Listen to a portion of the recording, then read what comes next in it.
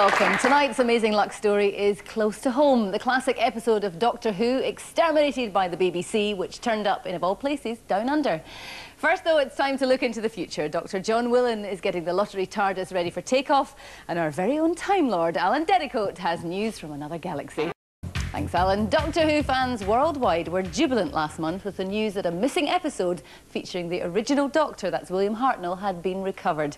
And nobody can have been happier than the film buff who paid $5 New Zealand for the film. He's now hoping to auction it off for thousands of times that sum. So, for the first time on British TV, here it is.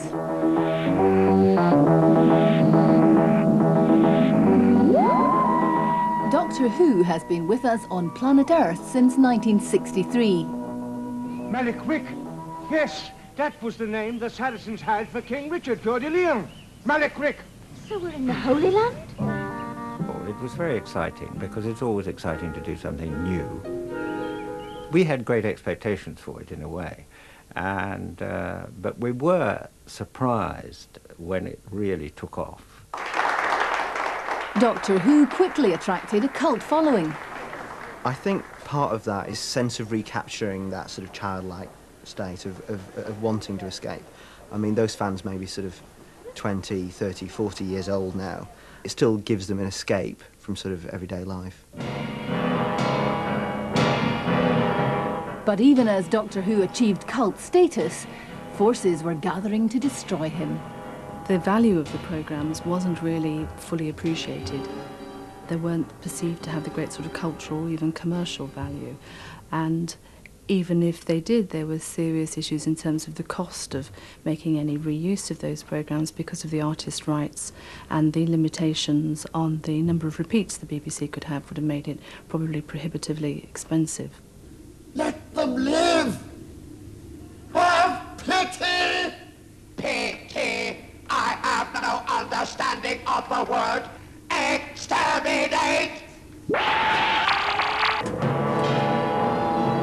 So in the mid-70s, all the black and white tapes of Doctor Who were erased, to the consternation of his fans. It's like being a sort of grown up and going looking for an old toy from childhood you have particularly happy memories of. There's this sort of gnawing sort of sadness that you can never see it again. There was a glimmer of hope.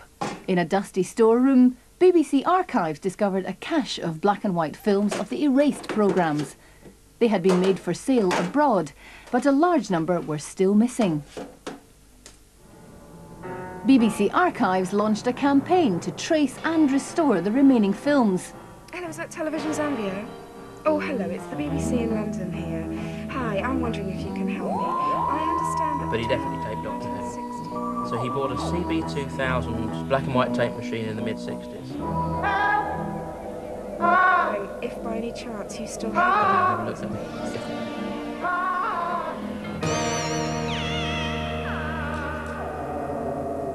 So many episodes were sent back to the BBC from various countries, including Nigeria, Australia, Hong Kong.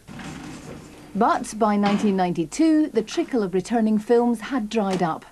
There were still 110 episodes missing.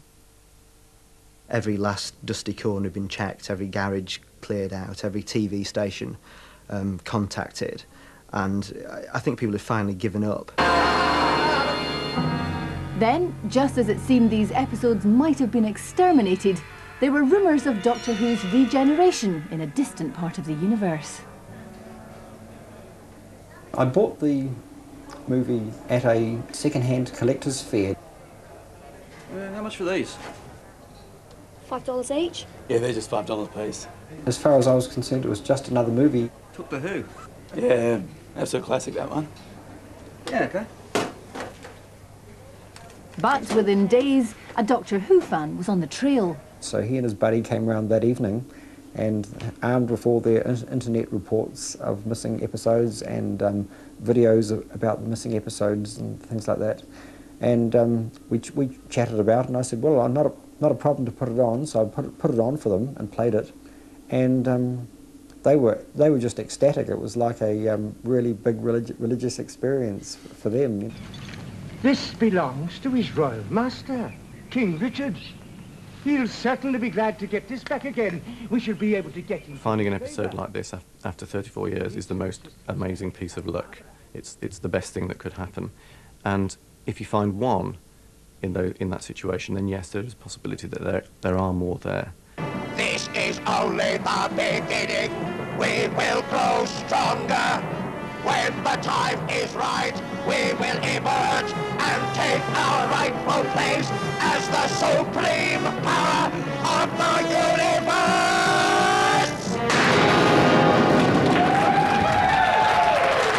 So give me the creeps, I'll tell you. With me now is one of Doctor Who's most loyal companions, Frazer Hines. You were with the show a long time. Yeah, I started in the late 60s with Patrick Troughton, and then a picture of that, I think, somewhere. Yeah, and then I came back in 1982 with the 5 Doctors, and then in 84 with Patrick again and Colin Baker. You had a good run then. I had a good run. Was it good fun? Oh, brilliant fun. I mean that thing like that, watching the Daleks, like, still brings the tingles to you, though. So do you think it's really important we get these films back? Oh, very much so, because I get letters from young kids saying, I wasn't alive when you were first in Doctor Who, but I've been given the tape for Christmas on my birthday, and I now watch it, and I like Jamie, I like to see more Doctor Who, so if anyone out there got any more clips or tapes, you know, give BBC a call.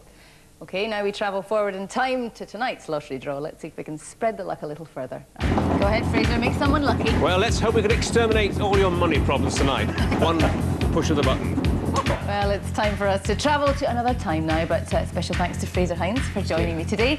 In next week's programme, the amazing story of the wedding dress that came back after 28 years. I wish I hadn't sold mine.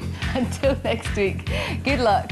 And, of course, all Doctor Who fans.